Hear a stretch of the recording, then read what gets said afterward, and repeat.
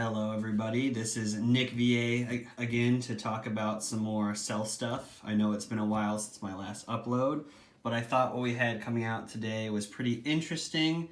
Instead of looking at like traditional cells, like we have the plastic cells over here with the Ginga, these are actually cells that came directly from Studio Trigger. Now, they are one of the only companies that, to my knowledge, actually sells their own cells, which is really unique. They come sealed like this in a 3-pack, and so I haven't even opened them yet. So I don't know what's inside. They're kind of like a random pack of Pokemon cards. There's the logo. And not to dox myself, but here's like the product description, the in-between cells. So they are not keyframes. They are going to be 2 packs of 3 cells each, which are in between frames that are not going to be keyframes.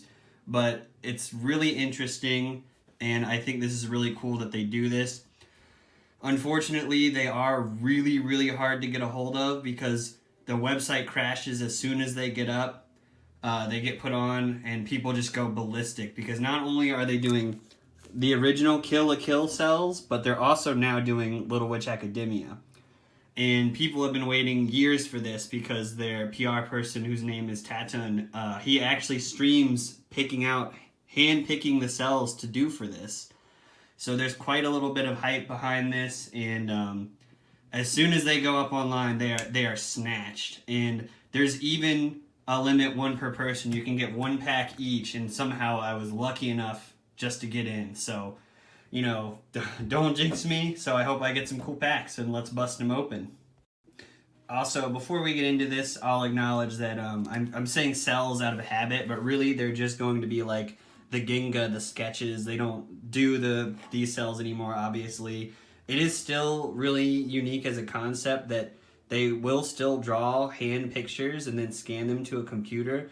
That's still pretty unique. I know that some animation companies actually only do digital now. So the fact that you'll be able to buy literal pieces of the show is just insanely cool to me. So from the Kill la Kill pack, I got this funny foot cell, this dude, and then a pretty nice Mako cell. The interesting thing about these is that you can see the little trigger logo and the sequence number at the top. Then if we flip this guy over, you can see the colored pencil markings that they would use to mark different colors and stuff like that for the animators who are about to do stuff on the computer. And then from the Little Witch pack, these are actually stacked behind each other. So I got 2 sequence cells of Lottie where it appears she's like speaking, because the only thing that changes between the 2 are her mouth. So that one's actually just slipped behind there in the binder. And then I got this really good one that looks pretty cute. And I don't have any frames on hand right now, but if I did, this would probably be one of the ones that I frame. But let's talk about that again, because I still get quite a bit of questions on what to do with the frames on my first video. So once again,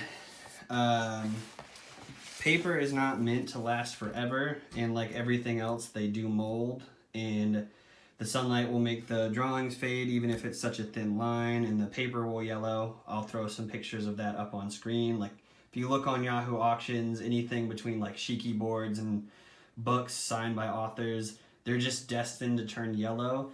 And so the same rules sort of apply on my first video, is if you frame these, hang them where light isn't going to hit them directly. Make sure you get the protective glass that filters out the UV light, which surprisingly isn't as expensive as you would think. And put a little bit of microchamber paper in the back of the frame just to absorb mold, just because that's what it's used for. People use it with old time magazines, old Silver Age, gold comics, all that stuff. Don't know if it really does as much as people say, but I think it's still worth putting in just to preserve, because these are literal pieces of the show, and I think that's really cool. And once again, Trigger is going to be selling these for the 10th anniversary this year, and they go up, I believe, again one time at the end of this month. Limit 1 per person. You can get 1 pack each, and I hope you guys are able to get some. I'll throw the online store up on the screen, and I'll put a link in the bio. But yeah, thanks for watching, and I hope you enjoy.